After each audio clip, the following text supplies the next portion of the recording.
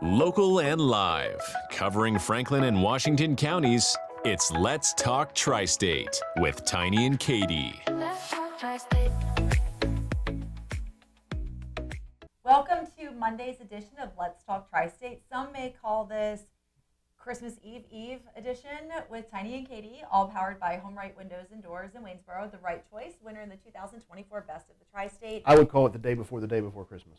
You're not the day before Christmas. Are you a Friends fan? Do you watch Friends?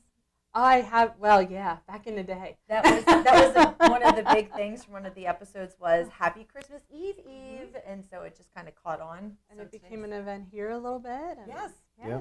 And so we're going to do something a little different. Last week we had Nick Seco from Home Right join us when we did our opening segment here, and we have Amy Hicks from the United Way of Franklin County. And we wanted to have you on the show so that you could give us an update. I know it's the end of year and the giving, and how are things going? Oh my goodness. Well, we've been busy. We've had a lot of, a lot of requests, a lot of things going on, and we're sliding quickly into the end of the year, which, traditionally is a big time of year for us. So, on Friday, had a big event here at the radio station, our sister station. You wouldn't believe the generosity of some folks, and I'm hoping that with that carries over to today with the United Way, and you can find us on 921thegoat.com / I believe it says 921thegoat.com / United, yes. In order to give, because as we just talked with you and Heather, was it last week or the week before? Was it the week before? Just the week before, wow, yeah. I can't believe how time fast flies, right? Really this time of year it goes crazy fast, but people are trying and struggling to just get through the holidays, let alone, and how cold it was this morning too. Oh my goodness. Reminded me again of how folks are having trouble paying their heating bills. And these are people that otherwise they have jobs, they're, productive members of society. They just can't quite make it over the hump. That's just it. And this is a tough time of year for that. But that's the kind of calls we get, and we're working with partners in the community that try to help with heating and utilities and shelter when need be. And it's a busy time of year for them too. Since the last time we spoke, have you been seeing an increase in donations and monetary donations? Things are moving along a little bit. Okay. It's coming along. Still could use a little help there, but it's moving. Of course. Which is great. Yeah, and like we've said last time, we're talking about working families in our communities that are having a hard time keeping the heat on, putting food in the table, and this is the time of year when we really need to think about our community and giving back and how can we support each other, and supporting the United Way will do just that. That's it. We've got so many programs going out at this time of year. Right now at our office, we're collecting coats and mittens and hats and sending them out. In fact, one of my team members was out in Path Valley yesterday, the Fannett Middle School District, and made a delivery to get some things into the hands of kids. Nice. But it's been a busy time, and there's a lot of people that are asking for help right now. Mm-hmm. And I know that a lot of people, you make a good point with the Fannett Township, a little farther out there. So a lot of people, when they think of Franklin County, they think of the bigger towns, Greencastle, Waynesboro, Chambersburg. Right. But people on the outskirts and out in the boonies, as we would say, those farther reaches, they need help as well. Well, that's just it. And so we do our best to try to make sure that we've got outreach going in those areas as well, because there are people that need. And we work with a couple of organizations out there that really help a lot. Mm-hmm. Yeah. Those are the people that when they get snowed in, they get snowed in. Mm-hmm. Oh, my goodness. They're there for a while. Not leaving. Yeah, they hunker down and they're good to go for a while. So, yeah. It's nice. We've got a good connection with the school district out there, so we were able to deliver directly to the schools on that one. But I know there's Valley Ministries going on out in Path Valley, and we work pretty closely with Pastor Ken out there because he's trying to get heating assistance out to people. And you were saying before about the hats and the mittens and the scarves and trying to get those out to as many people as possible. You can get those bundles for relatively inexpensive too. That's true. That's true. I get them for Christmas every year for my mom. Every year, it's hat, gloves, and scarves, the same thing. And I'm like, Mom, you literally gave me this exact same thing last year. So, But she knows you, so she probably thinks that you lose it. well, I have a few donations. I'd be happy. Well, to we send you away. appreciate that. Yes, It helps. It's the same every year. Mhm. Love you, Mom. You're the best. They come We in sure don't handy. say I love PA on them like my father's does. Oh my goodness. Well, let's. He's a fan of the state. Yeah, you're not kidding. Oh, yes, he is. Oh yeah. One year for Christmas, Tiny got like 5 different shirts that say "I love PA" on them for Christmas. True and story. We love Papa Michaels. He's amazing. He's wonderful. But yeah, lots of "I love PA." That is the definitive example of it's the thought that counts. Exactly. Because he thought a lot in it, and the saddest part was we were going to break into some better news here, and then we'll come back to everything with United Way, Amy. But I opened one. That's fine. It is not necessarily my style choice, but great, thank you. And then consecutively, there was not a break between that and the next 4. It may have been more, but it was at least 5 total. Of now it's blue, now it's a green one. I'll be honest with you. Colors. Well, here's the issue, though, is I say it's a thought that counts. I thought, and I think anyone around thought, and anyone who, if this were recorded, would have thought that this was a joke, that this was some gag. Right. No, but no. And it he meant wasn't. So when I said, I start laughing, I'm like, this is a joke. Like, really? Isn't there going to be another I Love PA shirt? Ha, ha, ha. And I think I kind of broke his heart a little bit because he didn't think it was a joke. No, did any of them say like "I love Pennsylvania" or "I love the Keystone State"? Or No, I think they were all I Love PA. and it was the same style. No, it said I Love PA, but there may have been like, a different, like maybe one was an outline of the state, another one was something different. Right. They're different. Yeah. It's similar. Different enough apparently to merit buying more than one. That's I different love enough. Dad. And then Yeah. one year he got you a bunch of microphones, which I thought was pretty Yes. amazing. That could come in handy here, right? Oh. Let me tell you a quick story, Amy, about microphones and Christmas. Every year, my best friend Bridget hosts a Favorite Things Christmas party. And there's about 5 or 6 of us, and we get together, and we all bring what we thought was the best invention or whatever product from the year that we love the most, and we purchase it for everybody in the Favorite Things. It's like Oprah's Favorite Things. Right. And one year, one of my parents, when I was working in Loudoun County, gave me a Bluetooth wireless microphone for the end of the year. And that thing got so much use. And I yes. sang so much, and the kids would sing songs on it. And it was my favorite thing of the year. It was this Bluetooth wireless microphone. So I bought them as my Favorite Things gift for everybody. For everybody. It was last year. Like it or not. And they all have kids. So there you go. was a hit. Everybody was really excited about it. And I was telling Tiny about it, and he said, well, that's interesting because my dad just gave me like 5 microphones for Christmas.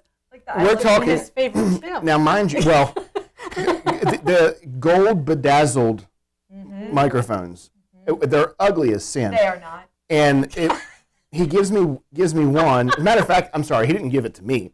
He gave it to my daughter, which is, she loves it. That's fine. wow. You would think a 4-year-old would love it, absolutely. Or a 39-year-old. Or almost a 40-year-old person. Probably. Either one. And she said, "Oh, this is wonderful." And Dad goes, "Well, I hope you like it." He said, "Because you'll never run out." Where he ordered them from made a mistake and sent him 5. Oh. So she got 1, and then there are 4 that are in our cupboard, just waiting for someone to. I'm happy to. This would Take have them been off great our if you would hands. have given them to me, and I could have then, for the Could've favorite gifted thing. more. Yes, exactly. Yeah. What are the odds too? Because it literally is the exact same thing in every fashion, the exact same thing that she loves. That they're identical That's microphones, amazing. except these are gold and whatever. But oh my goodness, it was crazy. The gift that keeps That giving. just Oh, makes the sense. whole year. That's right. The It whole never year ends. long. That's what Oh, they say. wow. Yeah, I never. And fun fact about Katie, I never leave home without a Bluetooth wireless microphone. There's always one in my car, and I've started karaoke sessions at pool parties, at the bar. I mean, you name it. If I can just feel a lull, and everybody's not having a great time, or we need to pump up the excitement. Out comes the microphone. Time for the karaoke. Right. Fan favorite all around. That's good to know. It is kind of a fan favorite, except when she's singing. Yeah. That's the problem. If anyone else is singing, it's okay. But if Katie starts bellowing, it's just Oh, Katie. it's bad. Now, That's as bad. I'm going to to break into the National Day of the year, but I want you both to think about what would be your favorite thing that you would give this year at a party. Now, I know that requires a little thinking, so think on it. As I expressed that today is National Christmas Movie Marathon Day. Yes, it is. So this is the best day to snuggle up in your jams and a nice warm blanket with some hot chocolate and favorite snacks. And I'm sorry, I'm going to interrupt here. We have done such a great job of keeping this table, prim and proper with these wonderful mugs, and they are awesome, and they have 92 The Goat on it, and we try to keep it clean of everything, and if we bring other coffee chalices, so to speak, in here, we keep them off the table. But you know what? This is the last one of the year, and I do not want my Sheets coffee to get cold, so I'm going to enjoy it. I'm sorry. I'm going to be a rebel here today, and Merry Christmas and ho, ho, ho, and please continue Christmas Marathon Day. Move. I don't know if that merited all of that to interrupt me. Just wanted to say this is why you're going to see this here, okay? God loves Sheets. Okay. So back in 1898, the first Christmas movie was released, and that movie was called The Santa Claus, the OG. Okay. And it was in 1972 that they tried out a Christmas horror filmmaking called Silent Night, Bloody Night. That kind of paved the way for all the other horror movies like Black Christmas and Silent Night. Silent Night. Krampus is another one. And it was in 1989, obviously, when Christmas Vacation came out, that really popularized the use of the term ugly Christmas sweaters. That's where that all kind of came from. But this was a question I wanted to ask the two of you as well. What movie, based on polls and online forums, is deemed the most popular Christmas movie? It's not A Christmas Story. Wow, that's tough. Is it? All right, I've got two guesses. Go on. Miracle on 34th Street? It is not. It's a Wonderful Life. Nope. White Christmas? No, it's newer. It's a newer one. I use newer loosely. Huh. 90s maybe? No, it's not Elf. Not Elf. Now, I would have thought, I love Christmas Vacation. Yeah, same. Christmas Vacation was up there. It was in the top 3. But A it's 90s. I'm going to kick myself, I'm sure. Not. Yes. You both are. I'm drawing a blank. I know, me too. Like My mind always goes to Christmas Vacation and Christmas Story. It never really goes. Would you like a hint? Yes. Kevin! Oh, okay. Home Alone. Oh, of course. Fair enough. That is deemed the most popular Christmas movie. And I found this How fun. did they leave him home 3 times now? Right? Yeah. I was thinking about that. I saw a meme on Facebook that said you can never have Home Alone as a movie today. Absolutely not. It could be a text. Hey, Mom, I'm home. So sorry, Kevin, we're on our way. Right. The end. That would be it. Yeah. But the most popular Christmas movie in Pennsylvania is Bad Santa. Oh, And I do think I'm responsible for that because God, I love that movie. it is good, yeah. West Virginia, the most popular Christmas movie is The Grinch. And then Which one? the Doctor's, The original, the cartoon? I don't know if it's the cartoon. The original. Because to me, there is a difference. I mean, I know obviously cartoon live action, but there is a noticeable. I would much prefer the live action one to the cartoon. Yes, Oh, I would really? too, yeah, I me too. hated man. the cartoon growing up. I still do, but and the live action is passable. It It's is still not one of good. my favorites, but it is passable. Yeah.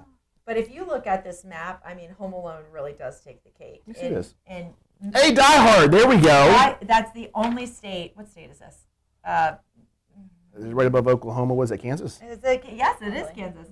Die Hard is the most popular, but Home Alone really does take the cake. The only state that their favorite Christmas movie is A Wonderful Life is Maine, which I thought was pretty interesting. That is interesting. So there's a Nutcracker we have. Nevada is the Santa Claus. Good for them. Nightmare Before Christmas over in California. Almost Christmas. What is that? I don't know, but Four Christmases made it in Tennessee. That's the only state that's the most popular. Is that Christmas a movie. Hallmark movie? North Carolina is a movie called Holiday Rush. Did you know? Well, I don't even know what that is. No, I don't know any of those. Well, Some of these are crazy. I mean, Home Alone does take over the Midwest, but that makes sense because it was a Chicago-based movie, of and it's course. just an awesome movie. Well, yeah, it's great. Yeah. Hey, look at Alaska with the Christmas Chronicles. I love the I know Christmas you like it. Chronicles. Yeah, I did not like Did you ever see those? The new ones on Well, Netflix? yeah, I started to Okay. watch those. And then you turn it off. I got distracted. I'm Okay. sorry. No, it's fine. Look, the second one is garbage compared to the first one, but I thought the first one was really good. It's Okay, pretty good. so did you guys think about your favorite things before we wrap up and go to the good word of the day? I don't know. Nobody Amy, does did you? I kind of have a favorite, although it's not something I would want, but So I was at an exchange, and my sister was there yesterday, and she made up this gift certificate because she has kittens she's trying to get rid of. And so she gave somebody a gift certificate for a kitten, and it said, and if the cat, it must be an older kitten, happens to be pregnant, you get all of them. So you get like 10 for the price of one. You can have one or you can have 5, and you don't know till you get the cat. Oh boy, talk about a roll of the dice. Yeah. Wow. That's boy. interesting. That's right there. That's that the is gift a keeps on clever giving. gift. Sure is. That gift is the cat's meow for sure. That, isn't No it? doubt. Take it, Katie. I think we should just pause right there. She'll throw and- perfect in there. Perfectly, and let's go. But hang on a minute. Amy, don't go anywhere. Stick Okay. around with us because we do want to talk to you a little more about United Way of Franklin County. But first, Katie, take it away. We're going to check in with the good word of the day.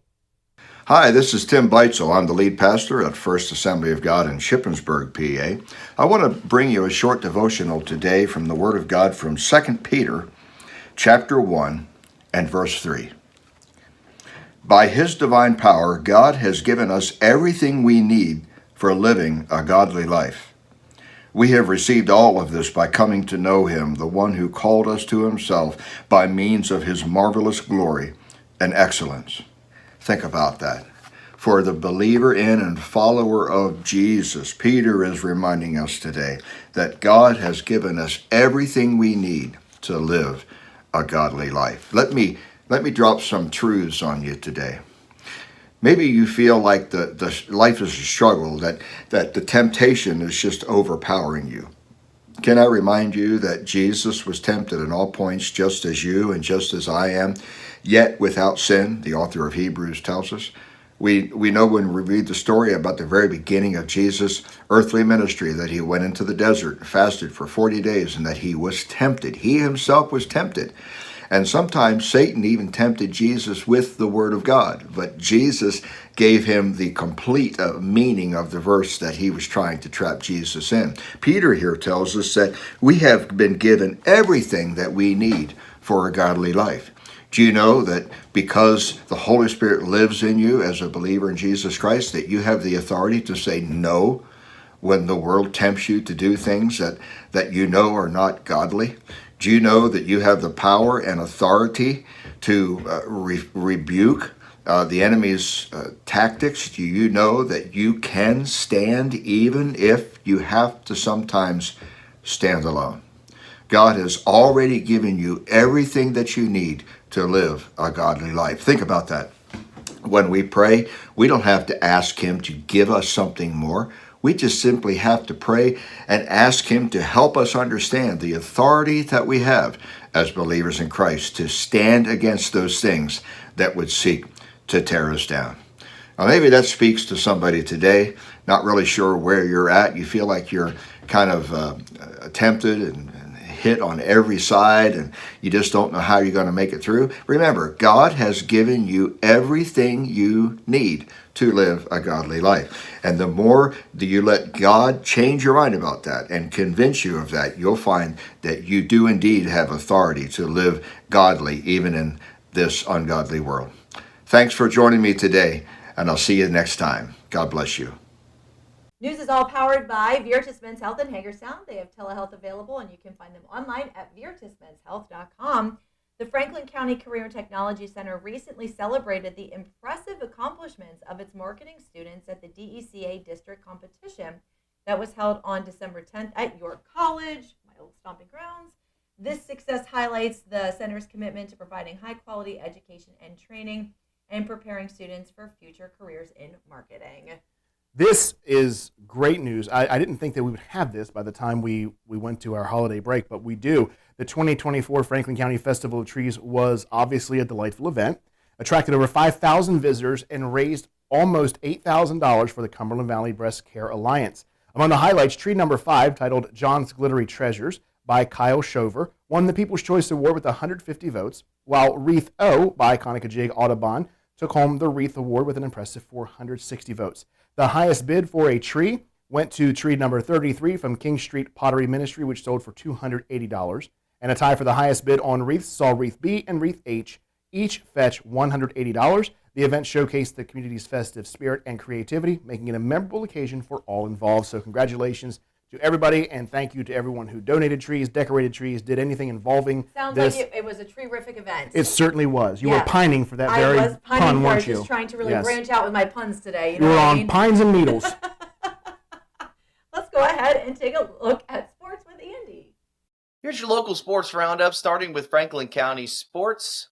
The girls wrestling team of Chambersburg got their first win over the weekend. They beat Greencastle Antrim Blue Devils 36-24. The Trojans won 3 of the 4 bouts wrestled, and 3 late forfeit wins enabled them to rally to beat the Blue Devils for their first ever victory in the sport in a mid-pen conference match at Greencastle Antrim Friday night. Both teams picked up 3 forfeits, but the Trojans earned wins in 3 of the 4 bouts wrestled, while Jessica Lee moved up a weight and pinned her foe in 2 minutes and 21 seconds after leading 3-2 after the first period. At 130 pounds, Reagan Evans picked up her second pin of the season, and it took just 1 minute to finish her opponent off. In boys wrestling, the Chambersburg Trojans sit in 4th place right now after 1 day of the King of the Mountain tournament at Central Mountain. Chambersburg has 3 wrestlers in Saturday's quarterfinals, and they are in 4th place right now in a crowded team standings list. Ashton Romberger at 139 pounds, Jacob Stoner at 189 pounds, and Frank Barrenetos at 285 pounds fought into the quarters with a pair of wins Friday. Barrientos needed only 1 minute and 2 seconds to rack up 2 pins, one in 42 seconds and the other in 20 seconds. He will face number 2 seed Landon Moorhart of Montoursville in the quarters. In boys basketball, the Chambersburg Trojans beat Altoona 61-32. An afternoon matinee Friday in Altoona saw the Trojans defense roll in the first half, producing a 35-9 halftime advantage. J.J. Kelly scored 24 points, including 13 in the third period, and Colton Cornwell tallied 10 of his 20 in the second period. In girls basketball, Altoona took down Chambersburg 64-27. The Mountain Lions punished the Trojans in a brutal third period. They took a commanding mid-pen Commonwealth victory on Friday night at Chambersburg Area Senior High School Fieldhouse. Altoona led only 24-19 at the half against a Chambersburg team that was missing a few players because of illnesses. But in the decisive third quarter, those Mountain Lions held the Trojans at 2-4 and 1-3 right now in the MPC, scoreless, while piling up 24 points to bump their lead to 54-19. Riley Evans carried the Trojans in scoring with 15 points and adding 17 rebounds. In Washington County girls basketball on Saturday, December 21st, Leonardtown beat North Hagerstown 42-24. The next game coming up for girls basketball in Washington County will be after the holidays. Clear Spring will take on Hedgesville at 3:30, and Boonesboro will take on Boonesboro will battle in the Quincy Orchard Tournament. The Daub Tournament at Williamsport will take place on the 27th, with Williamsport going up against Poolsville at 3 p.m. The Hancock Holiday Mixer will see Hancock go up against Paw Paw at 1 p.m., and South Hagerstown will take on Berkeley Springs in the Hancock Holiday Mixer at 4 p.m. In Washington County wrestling, we saw Boonesboro battle in the St. James and South Hagerstown at Tuscarora Girls Tournament over the weekend. The Jefferson Duels also took place, where Martinsburg took down Williamsport 56-15. Millbrook beat Williamsport 48-36. Williamsport notched a win over Bethesda Chevy Chase 42-36, and Williamsport also beat Hedgesville 47-33 over the weekend. Local and live, covering Franklin and Washington counties, it's Let's Talk Tri-State with Tiny and Katie.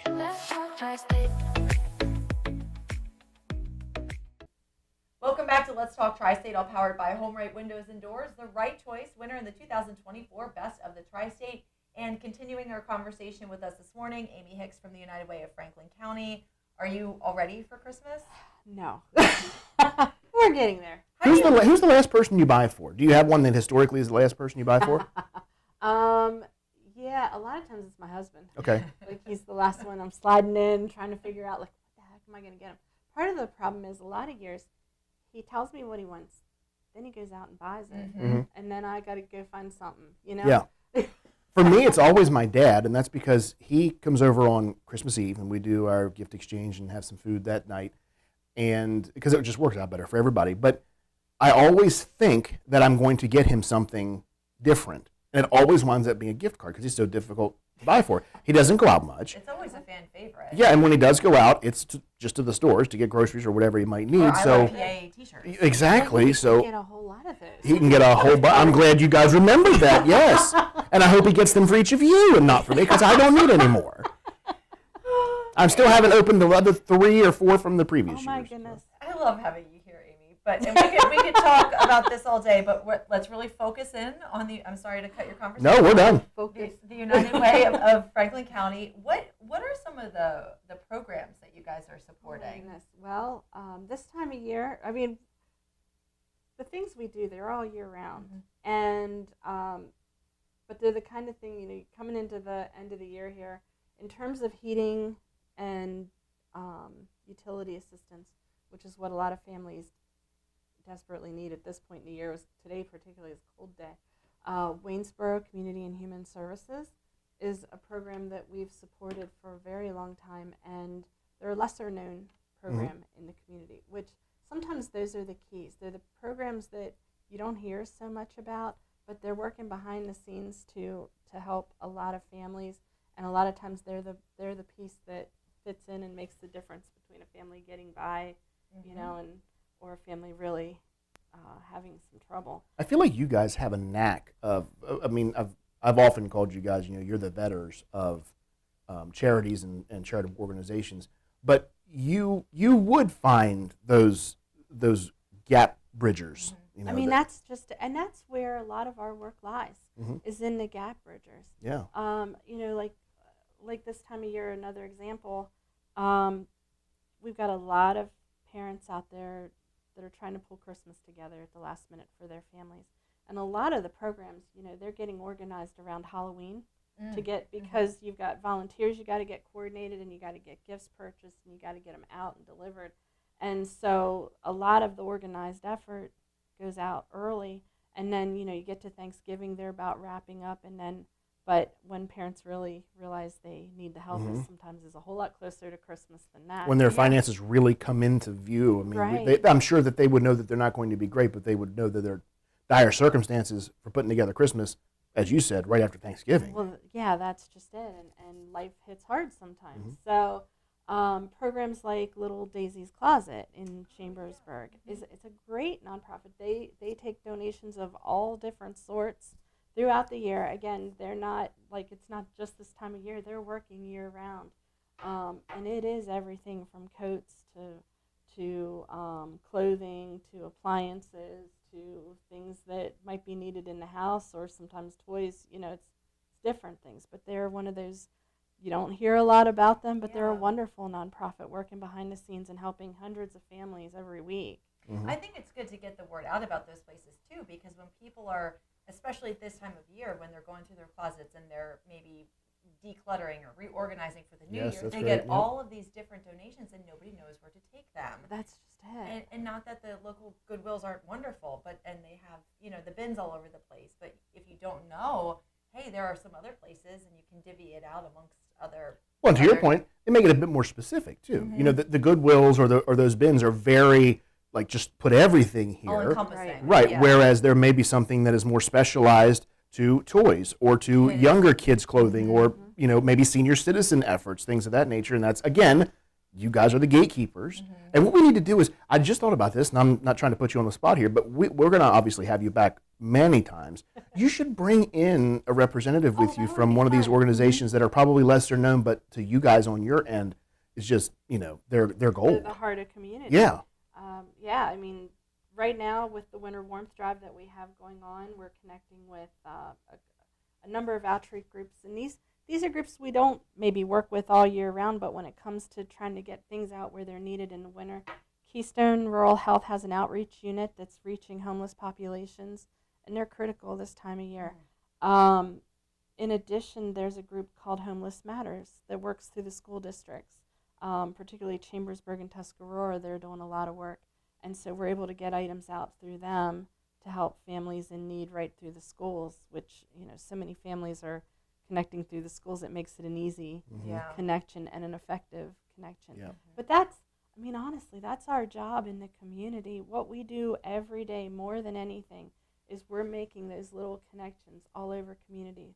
And, Heather's not here today, but Washington County or any other United Way in the area, it's the same thing. We're working in our community with local people, making the connections, figuring out which groups are working to really make a difference, and then putting support behind them any way we can. If there is a group that's maybe starting to launch or getting their feet wet, how would they partner with United Way? How would they get started in that process? A lot of groups just reach out to us. So all through the year, I'll hear from groups that, it's a new nonprofit starting up, or they've got an event coming up. We connect a lot of volunteers through the year. Last year, we connected over 4,800 volunteers. Oh, wow. Just in projects. Franklin County. Yeah. Oh, wow. 4,800 volunteer hours. I messed that up. It's but still, I mean, that's but still, still, a huge it's a number. lot of Yeah. time, Yes. and it's a lot of people to make it come together. But it's important because those little connections, in addition to getting the people in the community getting familiar with nonprofits, because when you're volunteering inside of a nonprofit, that's when you really get to see what they're doing and how they do it, and a lot of times that's when the lasting relationships are made. But we set a lot of those into motion. So a lot of the nonprofits, when they're emerging and wanting to get known, they'll connect through a volunteer project first, and then we're connecting people, and we hear about what people are experiencing at the nonprofit. We'll go out and make a visit ourselves, or sometimes they'll come see us, and we get to know them. Through the community, through our work, working through one nonprofit, one nonprofit connects you to another nonprofit, and It's a big web. it's a big Yeah. web. Yeah. And we do, honestly, we all work together. No nonprofit is able to go out there and do everything they need to do by themselves. It really does take a network of nonprofits to get the community work done. Because, somebody comes in, and the first thing, the surface need might be shelter. But then you're working with someone and you realize maybe there's a literacy issue behind the scenes, or maybe there's a need for a workforce training, which is one of the things we do through our office. We have a workforce training that runs year-round, connecting people to trades that are in demand. And a lot of single parents come through that program and work through us. But it's just one more way that we're able to connect through the community. And then a lot of times we're connecting to 2 or 3 other nonprofits with the individuals that are coming through that program to really wrap around and get what they need. Almost like a reverse engineering in a way. You get with someone who needs something, and their need may be to them, and I'm sure is the first line of defense for all of us is financial. But then you may realize, well, why is it that you need financial assistance? Well, I can't get hired for a job. Well, then you dig a little deeper. Why maybe not? Why can't you do that? Well, I don't know how to read. Okay, so let's build it back up That's to where exactly it. we can get you in, to where you're self-sustaining and that level of pride. And that's a great. I didn't even think about that. Reverse engineering it like that. But that's really, when you're working in our nonprofits, that is the way we work. We're a lot of us just reverse engineering. Somebody presents with a particular challenge, and then you're working backward to try to figure out what else is happening in the background here that's causing this. Which is how it should be when you think about it. They always say, don't give a hand out, give a hand up. So That's- how do I put this? How do I get on the right track? Right. It's like give a man a fish, you feed him for a day. Teach a man to fish, and you feed him his entire life. Right. And that's the way most of our nonprofits are working. They're teaching the person the skills to thrive going forward. And that's the real win for us, is when we're able to change somebody's life in such a way that it affects the generations that come after them. Right. Here's a question for you, Amy, and I don't know if you would know the answer to this, or maybe there isn't an actual answer. Do you know how many different organizations and nonprofits that the United Way supports in Franklin County? Financially, we support about 24 right now. Okay. That said, we touch a lot more nonprofits than that, and that's where that number gets a little trickier, because there are quite a number that are involved in, sometimes we do education outreach, where we'll bring nonprofits in and offer a session of some sort. Sometimes it's the volunteer support I talked about. I mentioned out in Path Valley, we're able to provide, it is financial assistance that we're able to provide out for Valley Ministries, so they can help the families in their area, but it's coming through a federal program called EFSP. We channel the program and then get it out to organizations to help. So a lot of different projects going on, and every day is a new adventure, but it's that connectivity piece that we special. I feel like the United Way is like the backbone. Yeah. It really feels like it's the backbone. You're the hub. to That's We true. try. Yep. Yeah. We try. There's a lot going on in the community, a lot of good work going on in this community. But you do need organizations like ours that are able to connect the dots between and get it where it needs to be. And we push a lot of resources through the community. And I think people want to give, but they want to give wisely.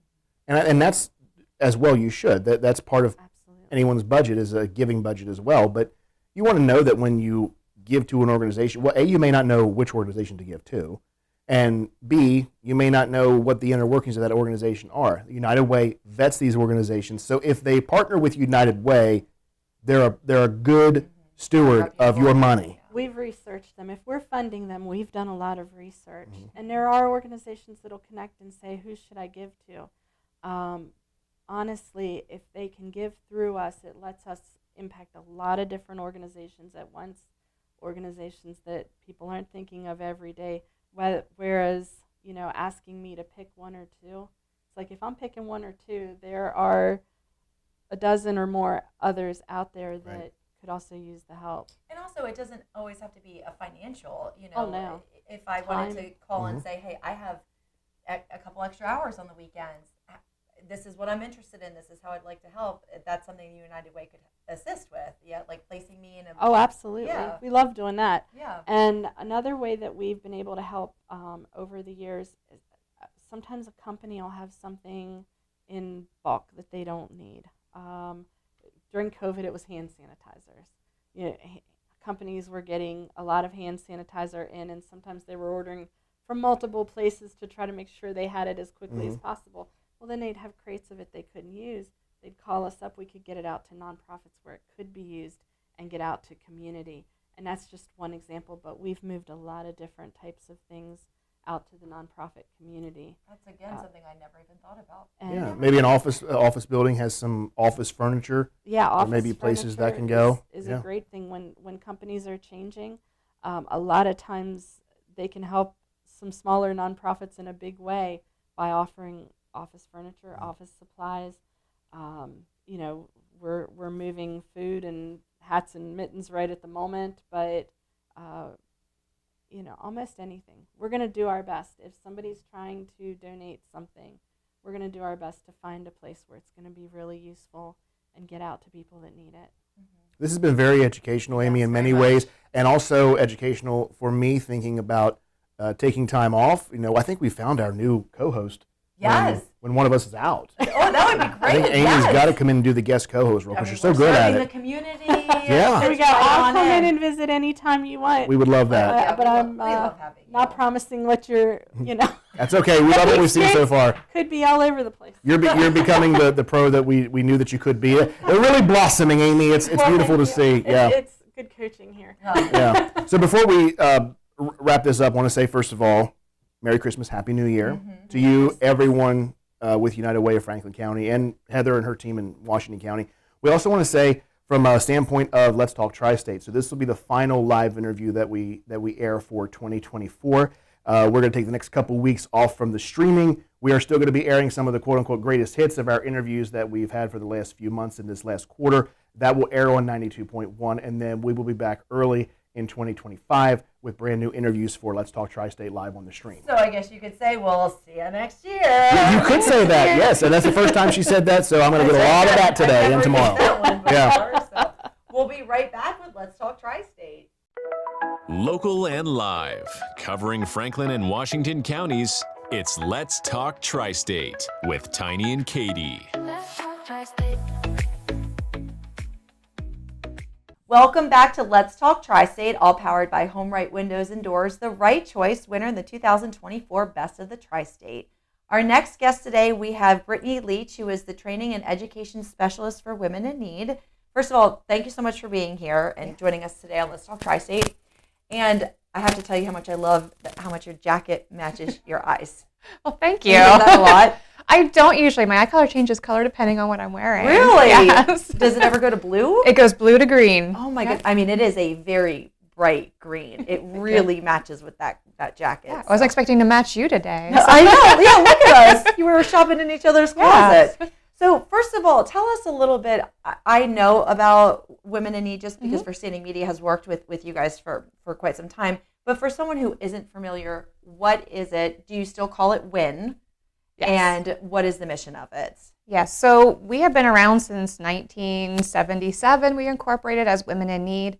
We are actually, this is a perfect time to come out. We are actually rebranding to Win Victim Services. Okay. We just put out a new logo, new brochures. We just updated our website, only because we have had that name for a very long time. And sometimes we do get people calling in saying, I don't know if you can help me, or they're not really sure what we do. So that's why we're kind of rebranding it to Win Victim Services, to let people know that we help everybody, especially victims of domestic and sexual violence. Okay, so with that being said, what are some of the services that you provide? Sure. So we do have a 24-hour helpline that anybody can call and talk to a counselor advocate at any time. Anyone, it doesn't have to be women?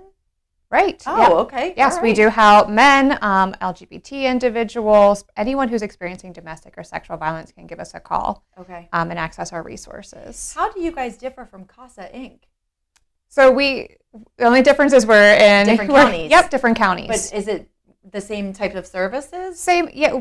Most services. So anywhere you go in Pennsylvania, most counties across the state have an agency. Mm-hmm. They all go by different names, and some of them you'll have one organization will do domestic violence, one will do sexual violence. We do both, Okay. and we cover Franklin and Fulton counties. Okay. Okay. So there are ones in every other county, including in Washington County, they have CASA. And so if someone found themselves in a situation where they were a victim of domestic or sexual violence, would you encourage them to start by just calling the hotline or coming in, or how would someone get started in saying, hey, I really need some help? Absolutely. We're there to help with that helpline. That way they can call us anytime, anywhere. But we also do accept walk-ins. So even if they just show up at our building and say, hey, I need help, we can assist them there as well. So once we get them, like they call us, they say, hey, I need help, or I don't know where to start, we can offer them our services. So we do empowerment counseling, which is, we're not mental health therapists, but we are specific for domestic and sexual violence. Like all of our counselors can help them kind of talk through things, process what they're experiencing, and start what we call like the healing journey to help them come up with, where do you want to go from here? Like, what are your goals? We can help them with advocacy, like figuring out like, okay, they need help with maybe getting somebody evicted. Like maybe we can connect them with those resources. What if somebody found themselves in a situation where they had to leave the household that they were in? Do you have shelters? We do, yes. So we do have a shelter. Our shelter is actually one of the only ones in the state that is actually able to house not just women and children, but male and trans and individuals as well. Okay. So we can help anybody who's fleeing domestic violence and they have nowhere else to go. We do have an emergency shelter that they can stay. And then as someone's in the shelter, will you guys support and helping to find employment, and eventually the goal would be to move out and to be able to get a place on their own, and that's you would intervene and help there as well. Absolutely. So we don't just have them come in and let them sit. We work with them the entire time. Like one of our first meetings with them is, okay, let's work on some goals and let's help you with that. So if you don't know where to start, maybe we can get you with a lot of people come in who either they don't have a job or they don't have enough income to rent an apartment, especially if they do have children. My goodness, Brittany, and right now, in this day and age, it is so expensive to be renting. Oh my goodness. So we will do our best to kind of help them get with maybe Department of Human Services, right? Getting them connected with services and TANF or food stamps, whatever they need to start getting a little bit of that income, maybe getting them connected with Section 8 if it's open, as well as we do have 2 advocates who work specifically with housing because we know it's such a difficult step for people to make. Like that is one of the hardest ones, is finding some place they can stay. So we have 2 transitional advocates, and that's what they work towards. Whenever someone comes into shelter, they can help them. We do have some requirements for some of our programs, like they do have to be employed and a couple other things, but we can help them try to find an apartment so they can live free from the abuse and start their independence and move forward. Is someone for someone to be eligible, is there an age, or is it? We do. I mean, if they're a minor, they would have to be emancipated and things. But we have had times where We've worked within, like, where we have someone coming in and they're a minor, they need to escape abuse that's maybe happening within their own home. They're not safe at home. Sure. And we have to work within the law, but Yeah, of course. we definitely do whatever we can. Wow. What do you say to that person who is maybe in a situation where they are experiencing some kind of abuse and they're too afraid to make the call? They know that they need help. They know that they're in a bad situation, but that fear of change or, just admitting, I don't know, being vulnerable. What do you say to that person? It can be scary. It definitely is. It's tough, but we're there to support, and we're not there to push anybody into making any choices they're not ready for. We come from that standpoint that we want to empower, not tell them what to do. Mm-hmm. So we definitely get people who call us and they're like, I don't want to leave. And we're like, that's okay. That is your choice. We're there to support you in the choices that you want to make. If someone did say that, I'm in this situation and I don't want to leave, would you encourage them to say, okay, let's come in and let's just talk. Let's just talk it out. And then from there, kind of gauge the situation to help them make an informed decision. And if it was bad enough, would you advocate for them to leave where they currently reside? It's definitely something we do on a case-by-case basis. There have been a few times where I'm talking to someone, and sometimes it comes more from they don't really recognize. It's so normal that they don't always recognize how dangerous it is. So we definitely try to educate so that they can make that informed decision. Like we might tell someone not to scare them or anything, but say, I'm worried about you. I want you to be safe, and just like from what you're telling me, like I'm concerned about your safety. So one of the big things that we do, like on our hotline and like every counseling session, is we do what we call safety planning. So if you do decide to stay, what are some steps that you can do within your home to try to be safer? So if you're a partner or if you own guns, can you keep ammunition separate and somewhere locked so it's harder to get to? Can you hide other types of weapons? Can you try to take steps, make a to-go bag so you can quickly get out, have a code word with a neighbor? So we work with people to try to take steps to be safer no matter what choice they make. It's really scary to think about being in a situation like that. It's really scary to think about. What about someone, and I had this conversation recently, what about somebody who says, okay, I need to get out of my current situation, but I have a dog, I have a cat, I can't leave the animal behind and potentially let the animal be at risk of some kind of violence as well? Yes, that is definitely we get that a lot. And we are able to take emotional support and service animals, like they can have them with them in our shelter. If it is a situation where maybe I know one time I worked for a different domestic violence agency, and we actually had someone say, I have to bring my pony. We're like, okay, we don't have room for a pony. It's not going to work in this shelter. Yes. We have a little backyard space, but I don't know if it's big enough for a pony. So it was something, and what we still do here too is we might say, okay, is there someone who could foster the animal? Or is there a place that we could, maybe a kennel that would be willing to take this animal just while this person's in shelter? And we have done that a few times where other places are willing to keep it. Sometimes a friend is willing to keep their pet. So we do try to take steps and see everybody for an individual and work with an individual case. Absolutely. What about, how do you handle the calls that you might receive where somebody is concerned about a friend or neighbor or a relative being in a situation, but that person isn't going to make the phone call themselves? How do you handle that? We definitely can be there to support. I know it is tough when you love somebody and you want them to make the right choice, but they're not making that choice. So we can also support friends and family as well. We've done counseling just for those supportive people to say, hey, I know you're going through a difficult time trying to help. Let's talk through some of your frustrations and maybe some ways that you can offer assistance. So we definitely, it's not just always for victims. We can also help supports too. How can the community help to support when victim services? How can the community help? So we are a nonprofit. All of our donations is definitely something we always need.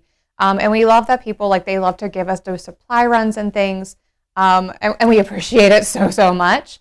But also just those monetary donations, because we might have a need for somebody and that person comes into shelter and has nothing. And we don't really have the storage space to like buy clothes in every single size. So having a fund there that we can go out and help that person get clothes or help that person get the things that they need so that they can start moving forward. I remember recently I was getting rid of a couch. Mhm. It just wasn't fitting my apartment anymore. And somebody here at the radio station suggested, why don't you call Women in Need and see if they would need something like that. Furniture, is that ever something like beds, mattresses, sometimes dressers? Yeah. Like I said, like we often have people who are moving, Yeah. and they have a need, and so we always suggest, like, please call us if you have something. We might tell you, no, we don't have a need for that right now, but a lot of times we'll say, like, oh, if you have a couch or a microwave, like we have somebody who's looking for one. Absolutely. We can take it and then give it to that person. Better than just taking it to the local, landfill, and Yes. if somebody could really use it. I saw on your website that there's something called Pieces of Our Journey, a project that you're working on. Is that our Yes, project? yes, Yeah. So yes. that is an order. Our project is something we still continue to do it. We do a lot of art projects. Like one of the best things about like counseling, we do groups and stuff where they can do. And we did one. It was very, very popular. It was called like the paper bag project, which someone tears up a paper bag and then they piece it back together and they create this whole art. And it's all about their rebuilding yourself. themselves, yes, and sure. how they see themselves. So we do have a bunch of those framed up all over. I believe a vice president has one, like a print of one of them that was given to him. So yeah, we do have a lot of art projects and things that even for kids we do. Like we have kids make self-esteem mirrors and things to kind of help It's them powerful. process through. I was an elementary school teacher for years, and so we always did different things like that to really build up self-esteem and empowerment, and those things through art I think are very, very powerful. Do you have any upcoming events? We do. Okay. Yes, we actually have our very first cornhole tournament coming up in January on Saturday the 25th. Normally, cornhole is a summer thing, but we thought, you know what? Let's do it something a in little January. different. Get people out of their houses. It's cold. It's going to be indoors at Chambersburg and Vets. We will have Dougie's food truck there, and Vets is going to have beer and mixed drinks available. So it's going to be a lot of fun. For Standing is helping us with things. So it is definitely something we're excited about to have. Talking about ways community can get involved. Come to our events. We try to have fun events that people can come to. Cornhole is always a good time. Yes. And pair it with some beers, some laughter. It sounds like a great event. And it's on the 25th? The 25th. Not to mention, we're going to have some pretty big prizes. Oh! So, teams of 2 can register for our competitive league or our social league if they just want to have some fun. But competitive league, I will say, like, top prize is up to $1,000. Wow. So you can win some money while helping us raise money for our services. And if somebody wanted to register, get more information on that, if somebody's listening is thinking, oh man, I rock at cornhole, how would they sign up for it? You can register right at winservices.org. Okay. Well, Brittany, thank you so much for what you do, really, because I can imagine if you find yourself in a situation or a victim of domestic or sexual violence, you probably are feeling pretty hopeless, maybe helpless, don't know where to turn, don't know what to do. And it's really comforting to know that we have people like you and Win Victim Services in our community to help and to really step in and support. So thank you for what you do as well. Thank you. Of course. We'll be right back on Let's Talk Tri-State. Local and live, covering Franklin and Washington counties, it's Let's Talk Tri-State with Tiny and Katie. News is all powered by Legends Bar in Chambersburg. You can satisfy your sports fix at Legends Bar with game day specials and cold brews, and find them at Hollywell Avenue in Chambersburg. Speaking of sports, did you watch the Eagles game? I did. The heartbreaker of a game. Man. I was at a brewery watching it, and I think everybody wanted to kill me because I was screaming. I don't have a vested interest in either team. And I love games that are that good. It was a good where game. I don't have an interest in either one because I can just watch it for the good football that it was. That was an incredible game. I tell you what it reminds me of. There was a game years ago when I was really following football that was coincidentally the Eagles and Giants. It was close to the playoffs, but I don't think it was a playoff game. It was one of the best football games that I have ever seen in my life, and it was just so down to the wire. There, this team had a great play, and then this team countered with an amazing play. That's what that reminded me of yesterday. That was just, to me, a prime example of everything good football should be. I know it didn't work out. It didn't work out for me. I get it. How I wanted it. But man, as just being a fan of just watching football, it was incredible. It's funny because I haven't been following the games as much as I used to be, because I don't have the channel, so I have to go out and watch it somewhere else. Yeah. And it gets expensive, a couple drinks, lunch, and I'm by myself. Sure. It's so much cheaper to buy a cable plan. Right. So I'll just Google as the game is going on. I just keep up with it online and just get the high points.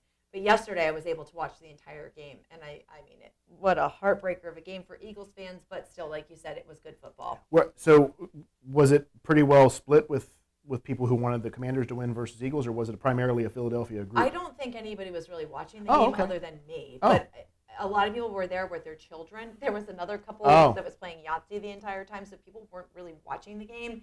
But I mean, I was trying really hard to listen to my friends, but I just was like, I'm sorry, hang on. It was very intense. I got you. Anyway, on to the news. The Shady Grove, PA Roriton embarked on a mission to Newland, North Carolina early Saturday morning with the goal of providing a free Christmas dinner for over 1,000 residents that were impacted by Hurricane Helene. I love this. They packed their vehicles with food, cooking equipment, and supplies to serve the meal outdoors. Alongside the dinner, they distributed toys and essential supplies, showcasing their dedication to supporting the community during this, what is still a difficult time. Yeah. It seems like this was a couple months ago that the hurricane happened. Was it a couple months ago? I think it was October, wasn't it? Was it? September, October. So, as time moves on, I don't want to say we forget, but it's not so top of mind. Right. But this is a really difficult time for those people. So, and you would read that. I think what you're trying to say is that you would almost think that those needs have now been met and that they are back to normal, but obviously we're not still the case. recovering and rebuilding.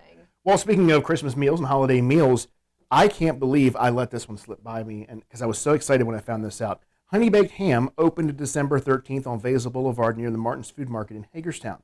The Davis Restaurant Group announced earlier this year it had acquired a lease for the Hagerstown franchise for Honey Baked Ham. Group president and owner Matt Davis said in the fall that the cafe will offer eat-in dining and takeout, including meals, family meal packages, and party platters. Have you ever had Honey Baked Ham, by the way? Yes, of course. Oh. Well, I don't eat ham. Well, yes, but you've had products. I've had products, yes. Customers will also be able to order half hams, turkey breasts, and whole turkeys with Honey Baked Ham's signature honey glaze, as well as order sliced ham or turkey by the pound. The cafe is open 10 a.m. to 6 p.m. Mondays through Saturdays and closed on Sundays. I think Honey Baked Ham to me is some of the finest ham that you can get, and their turkey is amazing. I've yet to have anything that I didn't enjoy from there, and the fact that this popped up in a news story, I was like, oh, it finally opened. Then I'm like, wait a minute, it's been open for over 10 days and I haven't been there yet? I'm actually a little shocked that you didn't really say something earlier, because you can feel the passion in your love for it. I love it. It's legit. It's so good. I'm a ham for it. Let's go ahead and take a look at sports with Andy. College football gives you two chances to watch a lot of games. Not only do you have the college football playoffs, but you got the college bowls going on as well. And Friday, we saw Ohio beat Jacksonville State in the Staff DNA Cure Bowl. They beat them 30-27. Florida got a victory over Tulane in the Union Home Mortgage Gasparilla Bowl, 33-8. And we saw North Dakota beat South Dakota in the FCS Championship semifinals, 28-21. Montana State also notched a victory over South Dakota, 31-17 over the weekend. Coming up, we're going to see the Hawaii Bowl, where San Jose State takes on South Florida. That's Tuesday on Christmas Eve. And on Thursday, the day after Christmas, we'll see the Game Above Sports Bowl, where Pittsburgh takes on Toledo. Lots of other great bowl games coming up over next week as well, so you'll have plenty of college football to watch. The NFL was in full swing this past weekend as well. We saw lots of great games. To start it all off, we saw the Chargers take on the Broncos, and the Chargers got a victory over the Broncos, 34-27 Thursday night. Then on Saturday, we saw the Chiefs take down the Texans, 27-19. The Ravens got a victory over the Steelers in an AFC North battle, 34-17. And we saw the Falcons get a victory over the New York Giants, 34-7. The Detroit Lions took down the Chicago Bears, 34-17, and the Bengals disposed of the Browns in dominating fashion, 24-6. In a close one, the Colts notched one out against the Titans, 38-30. The Rams beat the Jets, 19-9. And the Commanders got an exciting victory over the Eagles, 36-33. The Panthers beat the Cardinals 36-30. The Minnesota Vikings got a win against the Seattle Seahawks in a offensive shootout, 27-24. Also winning by 24-21 were the Bills over the Patriots in a great game. The Raiders beat the Jaguars 19-14, and the Dolphins beat the 49ers 29-17. Sunday Night Football saw the Cowboys go up against the Buccaneers in an exciting Sunday Night Football game. We saw the Cowboys get a win over the Buccaneers. Coming up tonight on Monday Night Football, we will see the Saints take on the Packers in Lambeau Field. Jordan Love has 2,953 yards on the season with 23 touchdowns and 11 picks, while Josh Jacobs has 265 carries with 1,147 yards and 12 touchdowns. Jaden Reed for Green Bay, the wide receiver, has 49 receptions, 727 yards, and 6 touchdowns on the season for the Packers. That game starts tonight on ESPN at 8:15. Last night, we saw a couple NBA games take place. The Houston Rockets got a win over the Toronto Raptors, 114-110. The Indiana Pacers beat the Sacramento Kings, 122-95. And the Denver Nuggets got a win over the New Orleans Pelicans, 132-129. Coming up tonight in the NBA, the Rockets take on the Hornets, the Jazz take on the Cavaliers, the Celtics take on the Magic, and the Spurs take on the 76ers. All those games tip off at 7 o'clock. The 7:30 tip-offs was we'll see the Timberwolves take on the Hawks, the Brooklyn Nets will take on the Miami Heat, the Toronto Raptors will take on the New York Knicks, and at 8 p.m., we'll see the Bucks go up against the Bulls, the Clippers take on the Grizzlies, the Wizards take on the Thunder, 8:30, the Trailblazers take on the Mavericks, and at 10 o'clock, we will see 2 games go off where the Suns will take on the Nuggets and the Pacers will battle the Warriors. The late game for tonight, we'll see the Pistons go to Los Angeles to take on the Lakers.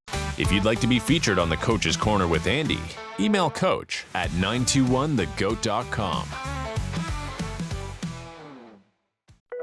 Local and live, covering Franklin and Washington counties, it's Let's Talk Tri-State with Tiny and Katie. Welcome back to Let's Talk Tri-State, all powered by Home Right Windows and Doors in Waynesboro, the right choice winner in the 2024 Best of the Tri-State. Our next guest today, we have BJ Getz, who is the president and CEO of Middletown Valley Bank. And first of all, thank you so much for being here with us today. Absolutely, ma'am. I appreciate you having me. And we love Middletown Valley Bank. Verstanding Media has partnered with you guys for so long, and I know that you're heavily involved in the community. But before we get to that, for somebody who isn't familiar with Middletown Valley Bank, sure, new to the area, what sets you apart from some other financial institutions? Yeah, probably the biggest thing is Middletown Valley Bank was actually founded in western Frederick County in 1908. And, as you fast forward through the last well over 100 years, we've expanded into Washington County, we've expanded into Franklin County, and even as far west as Garrett County, Maryland. What truly sets us apart, I think, is our staff and our people.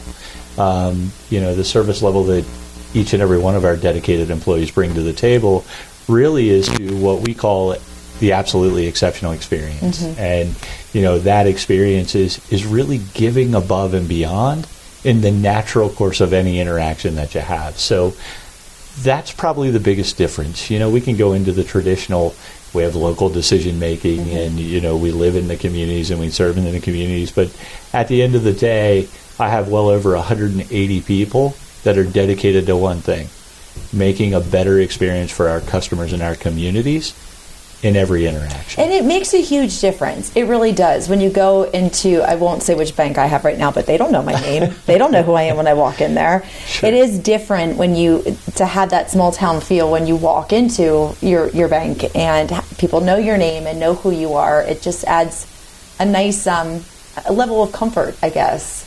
Absolutely. Well, look, you have to look at a couple of things. In the industry right now, a lot of banks are closing branches because of the activity levels and the number of people that come in. We've really taken a very different approach to make the branch a destination. Mm-hmm. And if you can make people feel so warm and welcome and create that trust atmosphere where they truly do know you, mm-hmm. they want to come see you every day. Yes. And that's really, at the end of the day, that's the goal, right? Make them feel welcome, know who they are, mm-hmm. and know that they're safe and trusted, because I mean we have a lot of influence over their financial world. Absolutely. And we want to make sure that they're confident in And it. that's something you don't want to take lightly. Those are your finances. Those are your customers' finances, and making sure that they're comfortable with where they're putting their money and what they're doing with it, obviously. And one thing that we love about Middletown Valley Bank is you are very heavily involved in the community. Absolutely. So tell us what are some different ways that you guys do get involved in the community?